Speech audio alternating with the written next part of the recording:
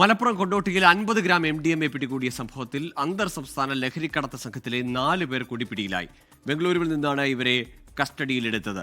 Vipin C Vijayan ചേരുന്നുണ്ട് മലപ്പുറത്ത് നിന്ന് വിശദാംശങ്ങളുമായി. വിപിൻ, ആ അന്വേഷണം അങ്ങനെ അതിന്റെ വൻ കണ്ണികളിലേക്ക് എത്തുകയാണോ?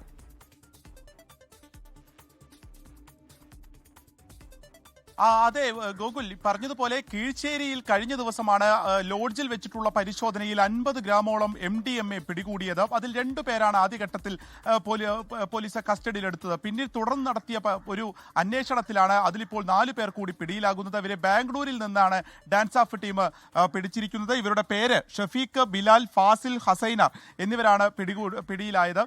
ഖത്തറിലേക്ക് ലഹരി കടത്താൻ ശ്രമിക്കുന്നതിനിടയിൽ പിടിയിലായി. അവിടുത്തെ ജയിലിൽ ഇവരെല്ലാവരും ജയിലിലായിരുന്നു. അന്ന് അവിടെ വെച്ചാണ് ഇവരൊക്കെ തന്നെ പരിചയത്തിലാവുന്നത്.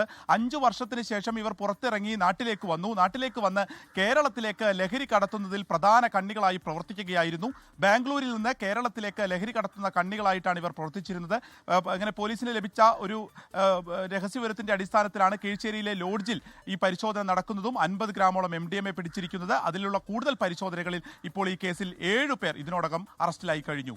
ഗോകുൽ, ശരി, വിപിൻ സി വിജയനാണ് വിശദാംശങ്ങൾ നൽകിയത് മലപ്പുറത്ത് നിന്ന്. ലോകത്തെവിടെയായാലും ഏത് സമയത്തും 24 വാർത്തകളും ഓഗ്മെന്റഡ് റിയാലിറ്റി പാക്കേജുകളും എക്സ്പ്ലെയിനറുകളും വിശദമായി കാണാൻ ഞങ്ങളുടെ യൂട്യൂബ് ചാനൽ നിങ്ങൾക്ക് സബ്സ്ക്രൈബ് ചെയ്യാം.